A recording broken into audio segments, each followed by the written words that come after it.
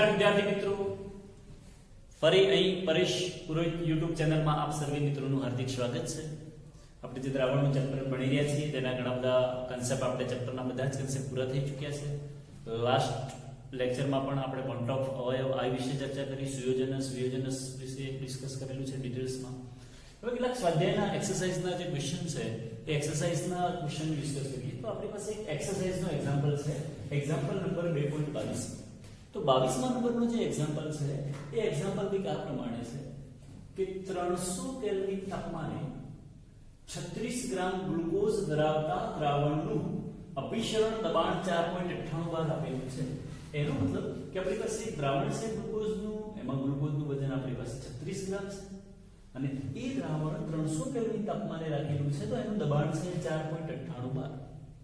હવે પ્રશ્ન એ છે, જો તે જ તાપમાને, અહીંયા એવું લખ્યું છે, જો તે જ તાપમાને, તાપમાન એનું જ છે, એનો મતલબ એવું બી શકાય કે આપણું તાપમાન ત્યાં પણ 300 કેલ્વિન જ હશે, જે પહેલા હતું આપણું. જો તે જ તાપમાને એટલે કે 300 કેલ્વિન તાપમાને કોઈ દ્રાવણનું અભિસરણ દબાણ 1.52 બાર આપેલું હોય, અભિસરણ દબાણ આપેલું છે આપણને, તો એ આપણે લખતા જઈએ કે કઈ ઇન્ફોર્મેશન આપણને આપેલી છે. તો પાઈ આપેલું છે આપણને 1.52 બાર. તો તેની સાંદ્રતા કેટલી થશે? હવે ટેમ્પરેચર તો લખી શકાય આપણે, ટેમ્પરેચર આપણને એક તાપમાન આપેલું છે એટલે એવું લખાશે 300 કેલ્વિન ટેમ્પરેચર. R ની વેલ્યુ લખવી હોય મિત્રો તો કેટલી થશે? હવે અહીંયા જે અભિસરણ દબાણ આપેલું છે આપણને 12 માં, તો જ્યારે પણ અભિસરણ દબાણ 12 માં આપેલું હોય તો મિત્રો યાદ રાખજો ખાસ કે આપણા જે R નું મૂલ્ય છે એ શું લેવાનું. તો આપણો જે R છે એ લઈશું આપણે અહીંયા 0.08314 અને એકમ થાય છે 12 litre kelvin inverse mole inverse. આવો એનો યુનિટ થાય છે 12 litre kelvin inverse mole inverse. Okay, pi આપેલું છે, ટી આપેલું છે, આર ખબર છે. તો જો આપણે શોધવાનું શું છે, દ્રાવણની સાંદ્રતા કેટલી છે, તો આપણી પાસે ફોર્મ્યુલા એવું છે પાઈ CRT * I. પણ અહીંયા આપણી પાસે જે દ્રાવણ છે તો એ જે દ્રાવણ છે એ જનરલી ગ્લુકોઝનું બનાવેલું દ્રાવણ છે, તો I બરાબર 1 લઈશું એટલે I વડે નામ લો તો પણ ચાલે. તો therefore C = pi divided by RT થશે. તો ચલો પાઈ ની કિંમત આપણી પાસે કેટલી છે 1.52. કે સરસ. R કેટલા છે તો 0.08314 છે. ટેમ્પરેચર તો અહીંયા આપેલું છે 300 કેલ્વિન ટેમ્પરેચર. ઘણીવાર મિત્રો એવું પણ થાય કે કોઈ વાર જો આપણને આ જે ટેમ્પરેચર છે એ ડિગ્રી સેલ્સિયસ માં આપેલું હોય તો એને કેલ્વિનમાં કન્વર્ટ કરી નાખવાનું. ચલો કેલ્ક્યુલેશન કરીએ આપણે. તો 1.52 ભાગ્યા 0.8314 ડિવાઇડેડ બાય 300 એટલે 0.0609. તો એપ્રોક્સિમેટલી એને 0.061 મોલર લખી શકાય મિત્રો લખવું હોય તો આપણું જે દ્રાવણ અહીંયા છે એ દ્રાવણની સાંદ્રતા આપણને મળે છે 0.061 મોલર. એકદમ સિમ્પલ અને સરળ એક્ઝામ્પલ છે. ફરી એકવાર ડિસ્કસ કરીએ કે આપણે 300 કેલ્વિન તાપમાને દ્રાવણનું અભિસરણ દબાણ 1.52 બાર હોય તો તેની સાંદ્રતા કેટલી થશે, અથવા તો એની સાંદ્રતા કેટલી થશે, તો એ પ્રમાણે સિમ્પલ ગણી શકાય. ઓકે, ચલો એના પછી જે આપણી પાસે એક્ઝામ્પલ નંબર 2.26 2.26 નંબરનો દાખલો છે. તો એક પ્રમાણે છે, જો કોઈ સરોવરના પાણીની ઘનતા, કોઈ સરોવર છે એવું વિચારીએ આપણે, થોડું પ્રેક્ટિકલ. ચલો સરોવર છે, મોટું સરોવર હોય, સરોવર તો હોય નહીં, નાનું કદી ક્યારે મોટું જ હોય. તો એના પાણીની ઘનતા આપેલી છે આપણને 1.25 ગ્રામ પર ml. તો અહીંયા લખી દઈએ ડેન્સિટી પાણીની ઘનતા આપેલી છે 1.25 ગ્રામ પર ml અને તે 92 ગ્રામ Na+ પ્રતિ કિલોગ્રામ હોય. 92 ગ્રામ Na+ પ્રતિ કિલોગ્રામ હોય.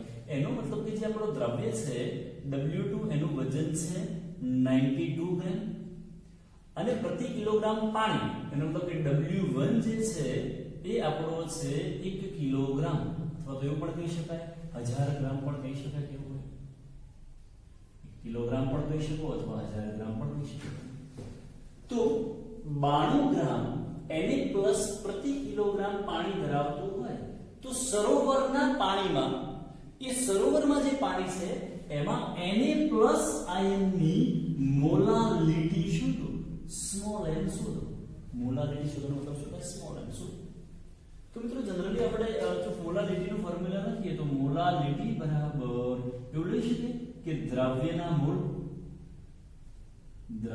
મોલ પ્રતિ દ્રાવકનું વજન અથવા તો એવું કહી શકીએ કિલોગ્રામ દ્રાવક અથવા એવું લખીએ ડાયરેક્ટ કિલોગ્રામ દ્રવ્યના મોલ પ્રતિ કિલોગ્રામ એટલે મોલાલિટી થઈ જાય પ્રશ્ન છે તો દ્રવ્યના મોલ શોધવા છે આપણે તો દ્રવ્યના મોલ શોધવા હોય તો એનું વજન ભાગ્યા આણ્વીય દળ દ્રવ્યના મોલ બરાબર એવું લખી શકાય કે દ્રવ્યનું વજન ભાગ્યા દ્રવ્યનું આણ્વીય દળ તો હવે અહીંયા આપણને દ્રવ્યનું વજન આપેલું છે જોઈએ મિત્રો કે 92 ગ્રામ છે આપણી પાસે કેટલો Na+ જે 92 ગ્રામ છે એ કોણ છે આપણી પાસે Na+ એ લખી દઈએ 92 ડિવાઇડેડ બાય સોડિયમનું તો પરમાણુય દળ એ પરમાણુ છે એટલા માટે આપણે શું લખીશું પરમાણુય દળ શબ્દ વાપરીશું કેટલું છે 23 તો 92 ભાગ્યા 23 કરશો તો આન્સર આવશે 4 દ્રવ્યના મોલ મળી ગયા છે તો therefore molality is equal to 4 divided by kilogram તો દ્રાવકનું વજન તો 1 કિલોગ્રામ આપેલું છે આપણને તો અહીંયા લખી દઈએ 1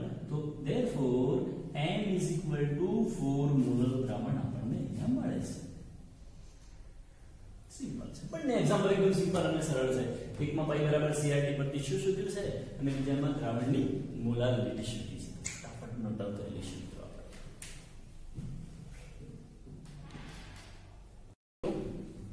તો હવે આપણે એક્ઝામ્પલ નંબર જે 2.27 છે 2.27 નંબરનો જે દાખલો છે એક આ પ્રકારનો છે જો CuS નો દ્રવ્યતા ગુણાકાર 6 × 10⁻16 હોય તો CuS ના જલીય દ્રાવણમાં મહત્તમ મોલારિટી ગણો CuS ના જલીય દ્રાવણમાં મહત્તમ મોલારિટી ગણો એવો પ્રશ્ન પૂછ્યો તો ये CuS ના દ્રાવણનો દ્રવ્યતા ગુણાકાર આપેલો છે આપણને આ દ્રવ્યતા ગુણાકારનો મતલબ થાય KST સોલ્યુબિલિટી પ્રોડક્ટ પછી KST આપેલો છે આપણને KST 6 × 10⁻16 પાવર ઓકે હવે એમાં એવું કીધું છે મહત્તમ મોલારિટી ગણો મોલારિટી ગણવાનો મતલબ કે m ગણો એની દ્રવ્યતા અથવા તેની સાંદ્રતા ગણો તો આપણી પાસે જે દ્રાવણ છે CuS એ CuS નું જ્યારે આયનમાં રૂપાંતર કરીએ આપણે જલીય દ્રાવણમાં તો એમાંથી CO2+ આયન દ્રાવણ છૂટા પડશે અને વત્તા H2- આયન છૂટા પડશે ઓકે હવે આની દ્રવ્યતા આપણે કહી દઈએ S હશે આની દ્રવ્યતા અથવા સાંદ્રતા હશે S તો જ્યારે KSP નું ફોર્મ્યુલા આના માટે લખવું હોય મિત્રો તો KSP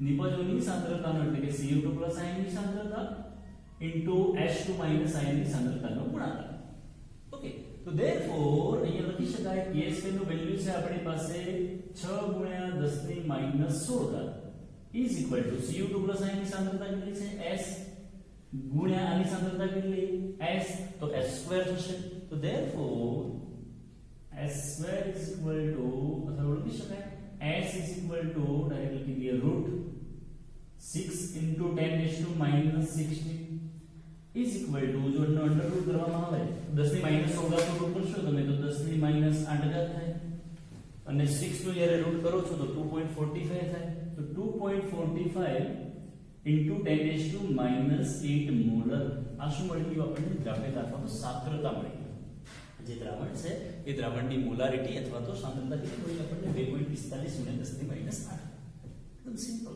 સરળ એક્ઝામ્પલ છે હા પણ એમાં આપણે જે સંતુલન ચેપ્ટર આવે છે જે ધોરણ 11 માં આપણે સ્ટડી કરી ચૂક્યા છીએ એનો ફોર્મ્યુલાનો ઉપયોગ કરવો પડે છે KST શોધવા માટે એ ધ્યાનમાં રાખવાનું જો અહીંયા પદાર્થ બદલાય તો એનું KST ની ફોર્મ્યુલા પણ બદલાઈ જશે ચલો નેક્સ્ટ એક્ઝામ્પલ નંબર છે આપણી પાસે 2.28 6.5 ગ્રામ એસ્પિરિન જેને 450 ગ્રામ CS3Cl મિથાઇલ સાયનાઇડ અથવા એસિટોનાઇટ્રાઇલ પણ કહેવાય માં ઓગાળવામાં આવેલો છે તો એસ્પિરિનની એસિટોનાઇટ્રાઇલમાં દળથી ટકાવારી ગણો એસ્પિરિનની એસિટોનાઇટ્રાઇલમાં દળથી ટકાવારી ગણો તો જો દળથી ટકાવારી ગણવી હોય તો આવું લખી શકાય કે percentage W/W is equal to percentage W/W is equal to દ્રવ્યનું વજન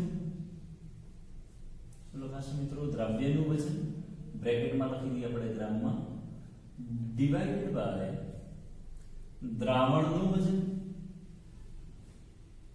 ગ્રામમાં into 100 ઇન્ટુ શું લખવાનું આપણે 100 લખવાનું ઇઝ ઇક્વલ ટુ ચલો દ્રવ્યનું વજન કેટલું છે તો એસપીની છે આપણી પાસે 6.5 ગ્રામ નીચે આપેલું છે આપણને દ્રાવણનું વજન એટલે દ્રવ્ય વત્તા દ્રાવકનો સરવાળો તો આપણી પાસે દ્રવ્ય કેટલા છે 6.5 છે અને દ્રાવક છે 450 એટલે લખી શકીએ આપણે 456.5 ગ્રામ તો is equal to 6.5 divided by 456.5 is equal to 0.014 percentage W by W 0.014 percentage W by W और फिर कैलकुलेशन करना है 6.5 divided by 456.5 is equal to 0.014 अपन ग्राम में आपेલું છે अपन ग्राम में आपेલું છે तो આ परसेंटेज મળી ગયા W by W આપણને મિત્રો ઓકે તો ઓકે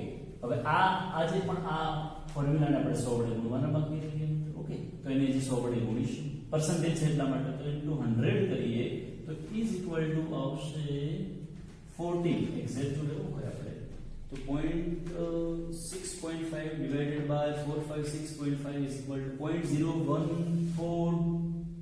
0.142 तो 1.42 percentage W by W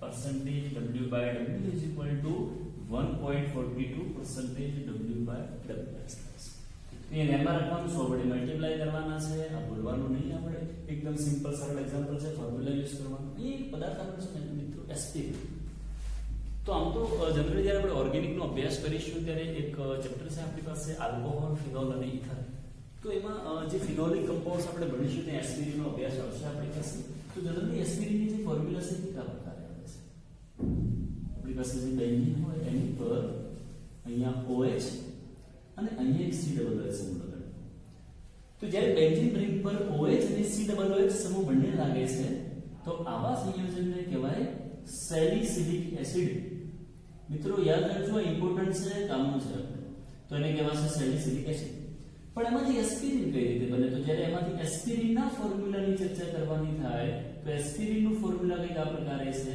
આ COOH તો એમ જ આવશે પણ આ O આ H ની જગ્યાએ COCH3 સમૂહ આવશે C ડબલ બોન્ડ OCH3 અને આ જે આટલો સમૂહ છે એને એસિટાઇલ સમૂહ કહેવાય કયો સમૂહ કહેવાય મિત્રો એસિટાઇલ તો એટલા માટે આનું નામ થશે એસિટાઇલ સેલિસિલિક એસિડ આ યાદ રાખજો ઘણીવાર ક્યાંક ને ક્યાંક આપણને એમસીક્યુ માં કામ આવશે નામ થશે એનું એસિટાઇલ સેલિસિલિક એસિડ અથવા એનું જે નામ કહેવું હોય તો એવું પણ કહી શકાય એસ્પિરિન અને આ જે એસ્પિરિન છે એ જનરલી આપણને જે દુખાવા વગેરે થતા હોય એની દવા માટે ઉપયોગી બહુ જ મેડિસિન અથવા દવા છે તો ફટાફટ મિત્રો 2.27 અને 2.28 નોટ ડાઉન કરી લઈશું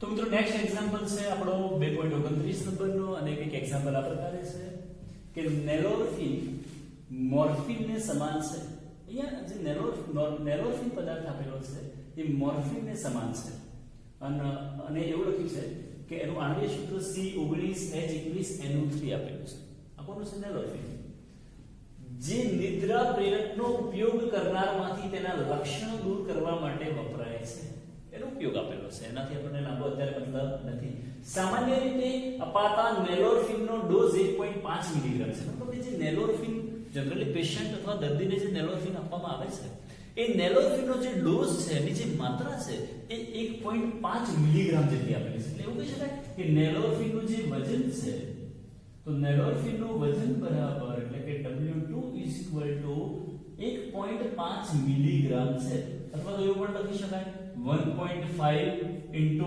10⁻³ ગ્રામ મિલીગ્રામ ને ગ્રામમાં કન્વર્ટ કરવા હોય તો મલ્ટીપ્લાય બાય 10⁻³ ઉપરના ડોઝ માટે જરૂરી એટલે આ ડોઝ માટે કે જે આટલું વજન હોય તો એના માટે જરૂરી 1.5 × 10⁻³ મોલર જલીય દ્રાવણ માટેનું દળ ગણો એટલે આપણે જ્યારે આટલો ડોઝ આપવો હોય તો એ ડોઝ આપવા માટે આપણે જે દ્રાવણ બનાવવાનું છે દ્રાવણનું વજન કેટલું હશે એમાં કેટલો દ્રાવક હશે એ પ્રશ્ન છે શોધવાનો છે આપણે તો એના માટે પહેલા તો આપણે જે નેલોરફિન આપેલું છે નેલોરફિનનું આણ્વિક દળ શોધી કાઢીએ જેને આપણે M2 કહીએ તો ફોર્મ્યુલા છે C19H21 NO3. ચલો તો એનું આણ્વીય દળ લખવું હોય તો 19 ગુણ્યા કાર્બનનું પરમાણુય દળ 12 આવશે વત્તા 21 ગુણ્યા હાઇડ્રોજનનું પરમાણુય દળ આવશે 1 વત્તા નાઇટ્રોજન જેનું પરમાણુય દળ આવશે 14 વત્તા 3 ગુણ્યા ઓક્સિજન છે 16 તો ઇઝ ઇક્વલ ટુ જો આપણે કરવા જઈએ તો 19 ગુણ્યા 12 બરાબર આવશે 228 પ્લસ 21 વત્તા 14 વત્તા 48 આ બધાનો જો તમે સરવાળો કરો છો મિત્રો તો એ સરવાળો આવે છે 311 ઇઝ ઇક્વલ ટુ 311 ગ્રામ પર મોલ. આ શું મળી ગયું? આપણે જે નેલોરફિન પદાર્થ છે એ નેલોરફિન પદાર્થનું આણ્વીય દળ મળી ગયું. નેલોરફિનનું આણ્વીય દળ મળી ગયું, એનું વજન આપેલું છે, દ્રાવણ કયું બનાવવાનું છે, કેટલા મોલર બનાવવાનું છે એ પણ આપેલું છે, મોલાલિટી. તો therefore આપણે કહી શકીએ કે મોલાલિટી ઇઝ ઇક્વલ ટુ દ્રવ્યના મોલ ભાગ્યા દ્રાવકનું વજન. દ્રાવકનું વજન પણ એ એકમ કયો લેવાનો આપણે? કિલોગ્રામ. દ્રવ્યના મોલ પ્રતિ દ્રાવકનું વજન કિલોગ્રામ માં લખી શકાય. હવે અહીંયા આપણને મોલાલિટી તો મિત્રો આપેલી છે કે મોલાલિટી બરાબર કેટલી આપેલી છે? તો મોલાલિટી 1.5 × 10⁻³ તો therefore 1.5 × 10⁻³ is equal to દ્રવ્યના mall તેનું વજન ભાગ્યા આણ્વીય દળ. દ્રવ્યનું વજન ભાગ્યા આણ્વીય દળ. દ્રવ્યનું વજન કેટલું છે આપણી પાસે? અહીંયા લખ્યું આપણે 1.5 × 10⁻³ ભાગ્યાનું આણ્વીય દળ કેટલું થશે? 311 ડિવાઇડ બાય દ્રાવકનું વજન. દ્રાવકનું વજન અને એ વજન મળશે શેમાં મળશે મિત્રો? કિલોગ્રામમાં મળશે. તો જો આને આપણે કરતા બનાવી દઈએ, આ નીચે આવી જશે. તો therefore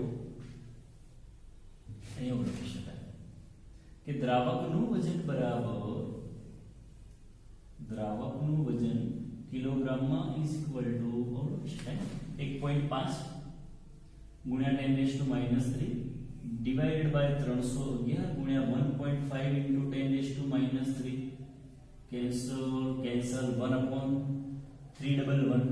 તો જ્યારે 1 ડિવાઇડેડ બાય 311 કરીએ તો 0.00322 આ આપણને મળ્યું કિલોગ્રામમાં. તો ગ્રામમાં કન્વર્ટ કરવું હોય તો 1000 વડે મલ્ટીપ્લાય કરી દઈએ. તો 1000 વડે મલ્ટીપ્લાય કરશો તમે તો આવું આવશે 3.22 ગ્રામ દ્રાવક આવશે.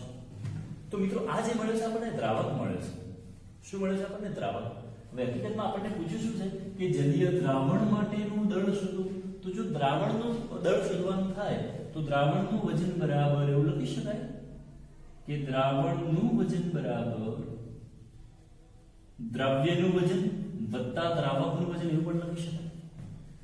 હવે આપણે કહીએ આજે મળ્યું છે દ્રાવકનું વજન છે ને આપણે કહી દઈએ 3.22 એટલે W1 છે આપણી પાસે. W2 એટલે દ્રવ્યનું વજન. તો W2 દ્રવ્યનું વજન જો કરવા જઈએ તો W2 દ્રવ્ય આપણને કેટલો આપેલો હતો? તો 1.5 × 10⁻³ અથવા એવું પણ લખી શકાય 1.5 × 10⁻³ છે એની જગ્યાએ એવું લખી શકાય 0.0015. તો બંનેનો જ્યારે તમે સમ કરો છો તો એનો સમ પણ 3.22 જ આવે છે. એનો મતલબ કે આપણે જે દ્રાવણ બનાવવાનું છે દ્રાવણનું વજન પણ 3.22 ગ્રામ છે અને દ્રાવકનું વજન પણ કેટલું છે? 3.22. તો એકદમ સરળ એક્ઝામ્પલ છે મિત્રો. ફરી સમજી લઈએ. અને નેલોરફિન પદાર્થ છે જે મોર્ફિનને સમાન છે.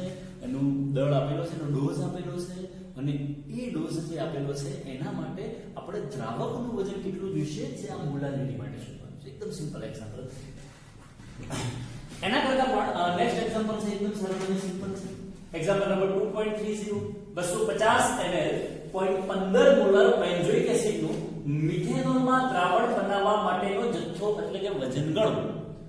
તો મોલારિટી આપેલી છે. તો મોલારિટીની જો ફોર્મ્યુલા યુઝ કરીએ મિત્રો આપણે તો મોલારિટી ઇઝ ઇક્વલ ટુ દ્રવ્યનું વજન ગુણ્યા 1000 ભાગ્યા m2 ગુણ્યા દ્રાવણનું કદ in ml આવું છે. હવે આપણને દ્રવ્યનો જથ્થો શોધવાનો છે W2. તો therefore W2 જો શોધવાનો હોય તો એને કરતા બનાવીએ તો બંને સામે ગુણાકારમાં જશે અને આ ભાગાકારમાં આવે. ચલો મોલારિટી કેટલી આપેલી છે? 0.15 ગુણ્યા m2 કયો પદાર્થ છે? Benzoic acid. તો જે બેન્ઝોઇક એસિડ હોય એની ફોર્મ્યુલા કંઈક આ પ્રમાણે આવે C6H5COOH C6H5COOH એટલે અહીંયા થશે 12 6 72 વત્તા 5 વત્તા અહીંયા 12 પ્લસ 16 2 32 વત્તા 1 તો 72 ને 5 77 77 1 78 90 122 ગ્રામ પ્રતિ મોલ 122 ગ્રામ પર મોલ આવશે તો એ લખી શકાય 122 ઇન્ટુ આને કરતા બનાવીએ છીએ ગુણાકારમાં જાય છે મોલારિટી આપેલી છે 0.15 આની અંદર 122 ગુણ્યા દ્રાવણનું કદ આપેલું છે 250 ડિવાઇડેડ બાય 1000 થશે તો 250 ગુણ્યા 4 એટલે 1000 થઈ જાય તો 0.15 ગુણ્યા 122 divided by 4 is equal to 4.575 તો આ જે દ્રાવણ છે એનું વજન W2 એમાં દ્રાવ્યનું વજન 4.575 ગ્રામ આવે છે એનો મતલબ કે જો તમે 4.575 ગ્રામ જેટલો બેન્ઝોઇક એસિડ એ 250 ml દ્રાવણમાં નાખો છો તો એ દ્રાવણની મોલારિટી થશે 0.15 મોલ તો એકદમ સરળ અને સિમ્પલ એક્ઝામ્પલ છે ફટાફટ નોટ ડાઉન કરી લેશો ओके नेक्स्ट क्वेश्चन है एक्सरसाइज क्वेश्चन नंबर 2.31 तो acetic acid trichloro acetic acid અને ટ્રાઇક્લોરો એસિટિક એસિડના સમાન જથ્થાના ઉપયોગથી પાણીના ઠાર બિંદુ અવનયનનો ક્રમ જે આપણને બુકમાં સમજાવેલો છે કે આ જે ક્રમ આપેલો છે એ ઠાર બિંદુ અવનયનનો ક્રમ આપેલો છે પણ એ આપણે સમજાવવાનો છે કે ઠાર બિંદુ અવનયનનો જે ક્રમ ઠાર બિંદુ અવનયનનો મતલબ ઠાર બિંદુમાં થતો ઘટાડો તો ત્રણમાંથી કયા દ્રાવણ દ્વારા બધાનો જથ્થો કેવો લીધેલો છે સમાન બસ સમાન લીધેલો હોય બધામાં એક મિત્રો વસ્તુ યાદ રાખજો ખાસ જ્યારે પણ કોઈ કાર્બોક્સિલિક એસિડ વાળા સંયોજનો આવતા હોય જ્યારે પણ જેમાં COOH સમૂહ આવતા હોય એમાં હંમેશા બે ઘટક કણો છૂટા પડે છે COO- અને H+ તો અહીંયા દરેકમાં COOH સમૂહ છે એસિડિક એસિડ તમે ફોર્મ્યુલા લખશો તો કે આ પ્રકારે CHHH CS3 C double bond O OH આ પ્રકારની ફોર્મ્યુલા છે આ એસિડિક એસિડ છે આપણે ટ્રાઇક્લોરો એસિટિક એસિડ એટલે જે હાઇડ્રોજન છે એનું વિસ્થાપન ક્લોરીન વડે થશે તો આવું લખી શકાય Cl Cl અને અહીંયા Cl અહીંયા C ડબલ બોન્ડ O અને અહીંયા OH સમૂહ આવશે ત્રીજું છે ટ્રાઇફ્લોરો એસિટિક એસિડ જેમાં કાર્બનની સાથે જોડાયેલા ત્રણેય સમૂહ જે છે એ ફ્લોરીન આવશે અહીંયા લખી દઈશું આપણે C double bond O OH આ દરેકમાં ઓક્સિજન પાસે બે લોન પેર આવશે દરેકમાં ઓક્સિજન પાસે શું આવે બે લોન પેર આવે ઓકે હવે પ્રશ્ન એ છે કે આમાં નેગેટિવ ચાર્જ આવે આમાં પોઝિટિવ ચાર્જ આવશે negative charge positive charge negative charge positive charge હવે મિત્રો આપણે એવું સિમ્પલ વિચારી શકીએ કે અહીંયા O અને H વચ્ચેનો જ્યારે બોન્ડ તૂટે છે તો O અને H વચ્ચેનો બોન્ડ તૂટવામાંથી આ ઇલેક્ટ્રોન યુગ્મ છે ઓક્સિજન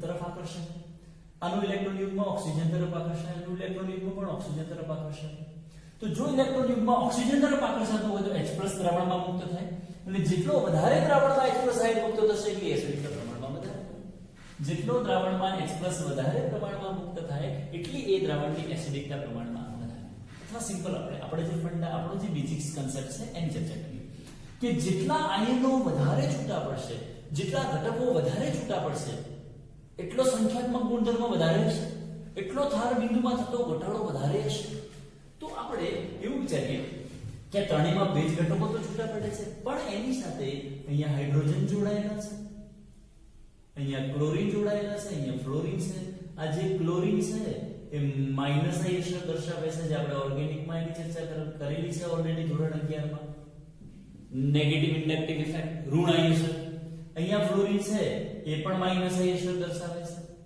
તો અહીંયા માઈનસ આઈ અક્ષર દર્શાવવાને કારણે શું થાય માઈનસ આઈ અક્ષરનો મતલબ શું થાય કે ઇલેક્ટ્રોન યુગ્મને પોતાની તરફ આકર્ષવાની વૃત્તિ તો આ ફ્લોરીન છે એ આની પાસેથી ઇલેક્ટ્રોન યુગ્મ પોતાની તરફ આકર્ષે જેની પ્રેરક અસર બાજુમાં થાય એટલે આ બાજુ આમ થશે તો ધીમે ધીમે આ જે ઓક્સિજન પાસેની ડેન્સિટી છે એ આ બાજુ ખેંચાઈ રહી છે એનો મતલબ કે ઓક્સિજનની ઘનતામાં શું થાય ઘટાડો થાય છે અને હાઇડ્રોજન ક્લોરીન અને ફ્લોરીન આ ત્રણેયમાં જો આપણે ડિસ્કસ કરવા જઈએ તો માઈનસ આઈ અસરનો જો ક્રમ લખવો હોય તો માઈનસ આઈ અસરનો ક્રમ કંઈક આ પ્રમાણે થાય છે માં ફ્લોરીનની માઇનસાઇઝેશન સૌથી વધારે હોય, પછી ક્લોરીન હોય ને લાસ્ટમાં હાઇડ્રોજન આવશે.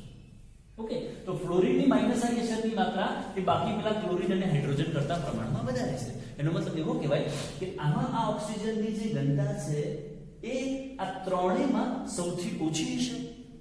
આ ઓક્સિજન પર જેટલા ઇલેક્ટ્રોન વધારે હશે, એની ઇલેક્ટ્રોન ઘનતા વધારે હશે, એટલો હાઇડ્રોજનને પ્રબળતાથી આકર્ષી રાખે. જેટલી આ ઓક્સિજન છે, આ હાઇડ્રોજન છે, ઓક્સિજન પર જેટલી ઇલેક્ટ્રોન ઘનતા વધારે એટલું હાઇડ્રોજન પ્રત્યેનું આકર્ષણ વધારે. અને આકર્ષણ વધારે હોય તો એને ત્યાં જાળવી રાખે. પણ જો એના પર ઇલેક્ટ્રોન ઘનતા ઘટે છે, અહીંયા એનો મતલબ એવો થાય કે અહીંયા ઇલેક્ટ્રોન ઘનતા ઘટે છે. અને જો ઇલેક્ટ્રોન ઘનતા ઘટતી હોય તો સરળતાથી H+ મુક્ત થાય. તો આ ત્રણેયમાં આને આપણે નંબર આપી દઈએ 1, આને નંબર આપીએ 2, આને નંબર આપીએ 3. ઓકે, તો ત્રણેયમાં છૂટા પડતા આયનોની સંખ્યા સૌથી વધારે કોનામાં આવશે? આમાં આવશે, પછી આમાં આવશે, પછી આમાં આવશે. તો એનો ક્રમ લખવો હોય તો સૌથી વધારે ઠાર બિંદુમાં ઘટાડો આના દ્વારા થશે, બીજો આના દ્વારા ઘટાડો થશે, અને પછી પહેલા પદાર્થ અથવા તો એસિટિક એસિડમાં ઘટાડો જોવા મળશે. તો આ ક્રમ શેનો લખ્યો છે? ઠાર બિંદુમાં અવનયનનો, ઠાર બિંદુનો નહીં. જો દ્રાવણના ઠાર બિંદુનો ક્રમ પૂછાય તો ઊંધો થઈ જાય મિત્રો. આનું ઠાર બિંદુમાં થતો ઘટાડો સૌથી વધારે છે, એટલે એનું ઠાર બિંદુ સૌથી ઓછું હશે. તો જો ઠાર બિંદુનો ક્રમ પૂછાયો હોય તો 1 2 3 આવે. ઠાર બિંદુ અવનયનનો ક્રમ પૂછાયો હોય, આ ઠાર બિંદુ અવનયનનો ક્રમ સાથે થશે. ઓકે, તો ઈઝી છે, કન્સેપ્ટ છે, સમજણ પડી જાય છે. આ ઇમ્પોર્ટન્ટ ક્વેશ્ચન છે, વધારે ઇમ્પોર્ટન્ટ ક્વેશ્ચન છે. Example number 2.32. જો 10 ગ્રામ CH3CH2Cl આલ્ફા ક્લોરોબ્યુટેનોઇક એસિડ એવું સમથિંગ એને કહેવાય, અથવા બ્યુટેનિક એસિડ કહેવાય, 250 ગ્રામ પાણીમાં ઉમેરવામાં આવે તો પાણીનું ઠાર બિંદુ અવનયન ગણો. પાણીનું ઠાર બિંદુ અવનયન ગણો. પાણીનું ઠાર બિંદુ અવનયનનો મતલબ થાય ડેલ્ટા TF ગણો. શું ગણવાનું થાય? Delta TF. કે એ આપેલા છે અને KF આપેલા છે. તો આપણી પાસે એક સિમ્પલ ફોર્મ્યુલા છે. જો ગણવું હોય તો કહી શકીએ delta TF is equal two KF into m into I. આ ફોર્મ્યુલાનો જો આપણે ઉપયોગ કરીએ મિત્રો તો સિમ્પલ ઈઝીલી આપણને ડેલ્ટા TF આ ફોર્મ્યુલા દ્વારા મળી જશે. પણ પ્રશ્ન એ છે, ચલો KF તો આપેલો છે, મોલાલિટી તો શોધવાની છે ને, I શોધવાનો છે. તો જો મોલાલિટી અને I શોધીએ, આપણે ફોર્મ્યુલા નંબર 1 કહીએ, તો જો મોલાલિટી અને I મળી જાય તો ડેલ્ટા TF મળી જાય. તો મોલાલિટી એટલે કે સાંદ્રતા is equal to our formula છે W2 into 1000 divided by M2 into W1 is equal to, ચલો W2 એટલે દ્રવ્યનું વજન, તો 10 ગ્રામ પદાર્થ છે આપણી પાસે, ગુણ્યા 1000 ભાગ્યા M2 એટલે દ્રવ્યનું આણ્વીય દળ. તો જે દ્રવ્ય પદાર્થ છે એનું આણ્વીય દળ ગણવું હોય તો આખું તમે ગણશો, કેલ્ક્યુલેશન કરશો. કાર્બનની સંખ્યા કેટલી છે? 1 2 3 4 C4. હાઇડ્રોજન કેટલા છે? 3 2 5, 3 2 5 ને 6 ને 7. ઓક્સિજન કેટલા? 2 1. ક્લોરીન, તો એનું આણ્વીય દળ ગણવું હોય તો 4 ગુણ્યા 12 એટલે એવું થાય 48 વત્તા 7 ગુણ્યા હાઇડ્રોજન નું એટલે 7 પ્લસ 16 દુ 32 વત્તા 35.5. તો ઇઝ ઇક્વલ ટુ 48 અને 12, 48 ને 50 ને 30 80, 80 ને 7 87, 87 વત્તા 35.5 એટલે 122.5 થઈ જાય. 122.5 ગ્રામ પર મોલ. તો અહીંયા આપણે જે M2 લખીશું 122.5 છે. W1 દ્રાવકનું વજન આપણને આપેલું છે કે કેટલા ગ્રામ પાણીમાં નાખવાનું છે? 250 ગ્રામ પાણીમાં. તો આનું કેલ્ક્યુલેશન કરી નાખીએ તો 250 ગુણ્યા 4 એટલે 1000 થઈ જાય. તો 4 ગુણ્યા 10 એટલે 40 ભાગ્યા 122.5 is equal two 0.326 is equal two 0.326 એટલે કે 0.33 એપ્રોક્સ લખવું હોય તો લખી શકાય. એકવાર ફરી કેલ્ક્યુલેશન કરવું જોઈએ મિત્રો. આપણે 40 ભાગ્યા 122.5 ઇઝ ઇક્વલ ટુ 0.326 આપણને મોલાલિટી મળે છે. મોલાલિટી ઇઝ ઇક્વલ ટુ 0.300 તો આપણો આન્સર આવે છે 0.326. આ આપણને મોલાલિટી મળી અથવા તો સાંદ્રતા મળી. દ્રાવણની મોલાલિટી અથવા તો દ્રાવણની સાંદ્રતા. ચલો મોલાલિટી મળી ગઈ, હવે ખાલી I શોધવાનું છે. તો I શોધવા માટે આપણને Ka આપેલો છે અહીંયા, વિયોજન અચળાંક. Ka is equal to C alpha square upon 1 minus alpha. આવું સૂત્ર છે આપણી પાસે. અહીંયા આલ્ફા નું પ્રમાણ બંને સાપેક્ષમાં ખૂબ ઓછું હોય છે, therefore એવું પણ લખી શકાય Ka is equal to C alpha square, અથવા આલ્ફા ને કરતા બનાવીએ તો therefore alpha is equal to root Ka by C is equal to, ચલો ની કિંમત મૂકી દઈએ આપણે k, તો k કેટલો આપેલો છે આપણને 1.4 ગુણ્યા 10 ની -3 ડિવાઇડેડ બાય મોલારિટી સાંદ્રતા શોધી કાઢી આપણે 0.326 is equal to, તો 1.4 ભાગ્યા 0.326 is equal to 4.294 into 10⁻³ એ મિત્રો 3 છે, તો એનું વર્ગમૂળ જ્યારે આપણે નીકાળવાનું થાય છે તો વર્ગમૂળ નીકાળવામાં તકલીફ પડે એટલે અહીંયા આ જે ઘાત છે એ હંમેશા ઇવન એટલે કે બેકી સંખ્યામાં હોવી જોઈએ જ્યારે વર્ગમૂળ નીકાળવાનું થાય. તો એવું લખી શકાય is equal to, આપણે લખી દઈએ તો therefore alpha is equal to root, એક પોઈન્ટ આ બાજુ ખસેડી દઈએ 42.94 અને 42.94 કરો છો તો આપણે 42.94 કર્યું, જમણી બાજુ ખસો છો એટલે ઘાતમાં 1 નો ઘટાડો થાય એટલે 10⁻⁴ થશે. તો is equal to, ચલો 42.94 નું જ્યારે વર્ગમૂળ કરો છો તો આવે છે 6.55 ગુણ્યા 10⁻² ઘાત.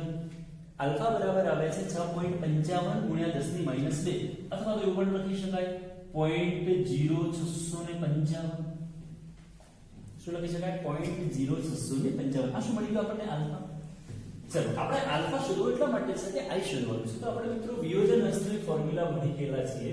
એ ફોર્મ્યુલા કંઈક આ પ્રકારે છે કે alpha is equal two i minus 1 divided by n minus 1. આ પ્રકારની ફોર્મ્યુલા છે.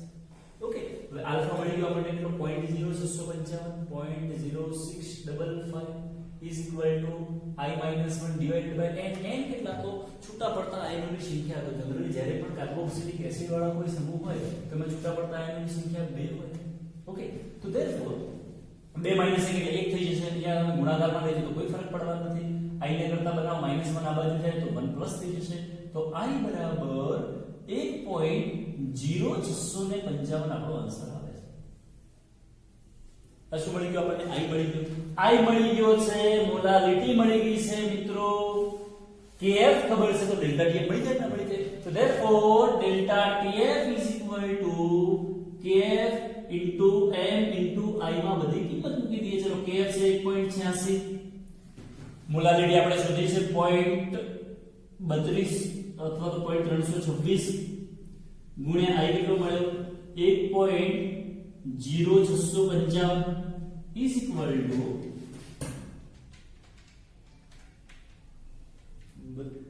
324 ગુણ્યા 1.0655 બરાબર 0.646. Delta tf is equal to 0.646. હવે એનો યુનિટ લખવો હોય તો લખી શકીએ આપણે કેલ્વિનમાં છે તો ડેલ્ટા tf પણ આપણે શેમાં રાખી દઈએ? કેલ્વિનમાં રાખી દઈએ. આ મળી ગયો આપણને ઠાર બિંદુમાં થતો ઘટાડો અથવા ઠાર બિંદુમાં અવનય. તો ફટાફટ નોટબુકમાં નોટ ડાઉન કરી લઈશું મિત્રો.